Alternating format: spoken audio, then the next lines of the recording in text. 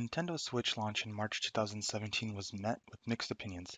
Many felt that Nintendo did not learn their lesson with the Wii U and was relying on another gimmick to sell their console. The device seemed to be toast even before being available for purchase. Fast forward about a year and Nintendo stock has doubled since. Nearly driven by a great launch title and purchases by moneyless millennials, the Nintendo Switch has already gone on to outsell its predecessor, the Wii U, in less than a year's time. So the question now is, what's next for Nintendo? Should we expect a more powerful Switch Pro, similar to the mid-generation refreshes seen with the PS4 Pro and Xbox One X? What possible improvements could we see down the road? To answer that question, we should take a look at the technology available to Nintendo.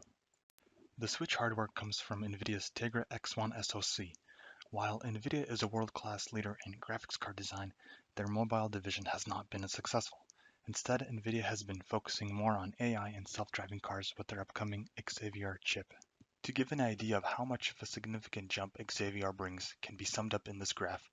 While clearly nowhere near the marketed 4K home consoles, the chip reaches base Xbox One performance at the fraction of the power requirement.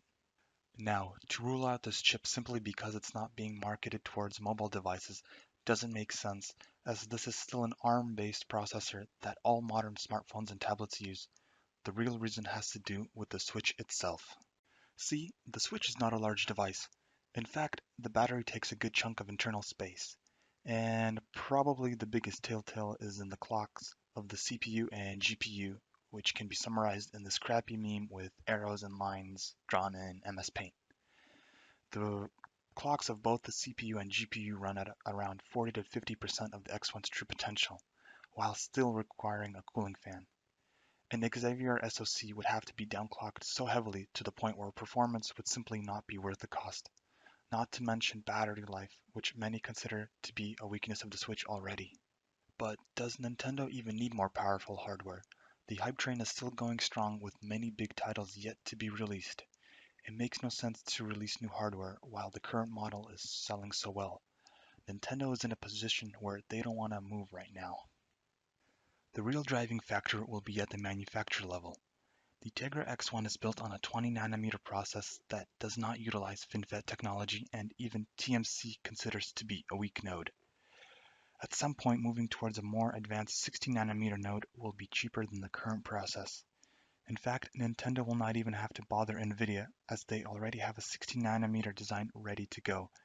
Known as the Tegra X2, this chip offers the same A57 cores, but the main difference is the 256 CUDA cores are based on a newer, more efficient Pascal architecture. It also doubles the memory bandwidth and increases the L1 and L2 cache sizes. Due to the nature of the Switch requiring both docked and mobile gameplay, there is doubt Nintendo would run the Tegra X2 at a higher clock speed than the Tegra X1. This could potentially create harder game development as game developers would have to code for 4 different versions. Instead, Nintendo will have the ability to address what many consider to be the weakness, the battery life. Looking at the other system characteristics, I truly believe Nintendo will leave the current memory storage at the default 32GB, and unless they somehow manage to secure a cheaper, bigger, better screen, expect the similar screen to remain. The reason is simple. Nintendo expects to sell over 100 million Nintendo Switches by 2023. The easiest way to do this is not a secret. It's simply to create games that people want to buy. By focusing on game development and improving the current base Switch model with a smaller node revision that extends gameplay length instead of performance, Nintendo will end up in a comfortable position to compete down the road with Sony's and Microsoft's future consoles. Although many gamers see the Switch in a different league compared to the bigger, powerful home consoles, the Nintendo Switch still does compete in this market share. With rumors circulating that a PS5 and future Xbox launch might be coming as soon as potentially 2019 or 2020, Nintendo would be ready to take on the future consoles with a simple price cut or an actual game bundle that includes a free game. At $249 or even $199, the Switch will be around half the price of the new consoles, while more than likely still being profitable to produce. In all, we should expect the Nintendo Switch to remain in similar size dimension due to the nature of the docking station and Nintendo pushing the sale of additional docks, and probably trying to sell us cardboard.